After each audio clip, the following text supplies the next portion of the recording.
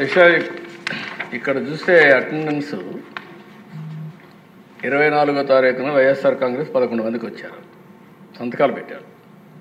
5 మంది సంతకాలు పెట్టారు. 18/3/2025 ఒకరు వచ్చారు.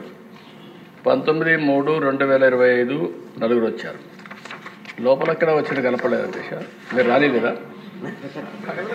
మీరు మాకు ఐడియా లేదు, మీరు రానిలేదేమో అని మాకు అనుమానం. మార్నింగ్ నేను అనౌన్స్ చేశానండి హౌస్లో.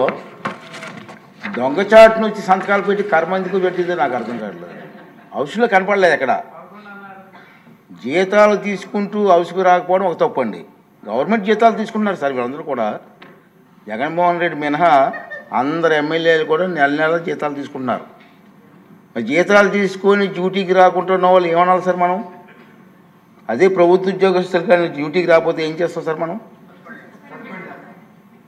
అంటే దీనికి అంటే తెలియని చెప్తున్నాను, ప్రజలకు కూడా తెలియాల్సిన అవసరం ఉంది సార్. అంచేత దొంగచాటును వచ్చి దొంగ సంతకాలు పెట్టే కర్మ ఎందుకు వచ్చింది సార్ ప్రజాప్రతినిధులకి? ఇవన్నీ కూడా మనం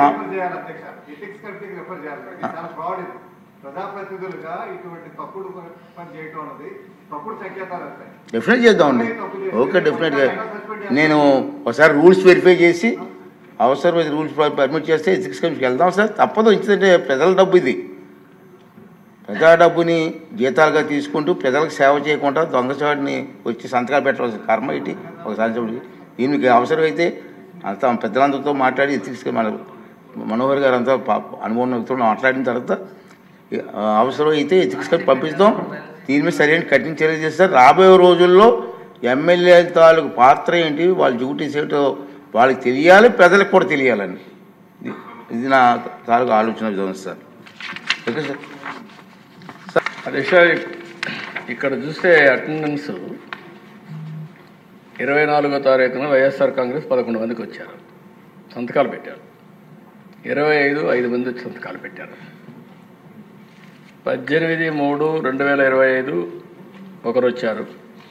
19/3/2025 నలుగురు వచ్చారు. లోపలక్కడ వచ్చిన కనపడలేదు దిశ. మీరు రాలేదా?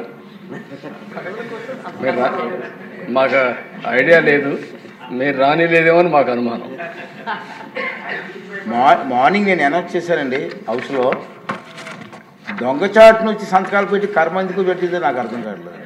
హౌస్లో కనపడలేదు ఎక్కడ. జీతాలు తీసుకుంటూ హౌస్కి రాకపోవడం ఒక తప్పండి.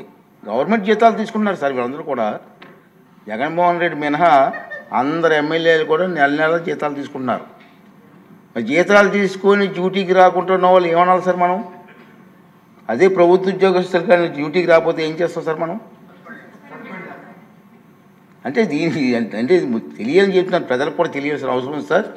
అంచేత దొంగచాటును వచ్చి దొంగ సంతకాలు పెట్టే కర్మ ఎందుకు వచ్చింది సార్ ప్రజాప్రతినిధులకి? ఇవన్నీ కూడా మనం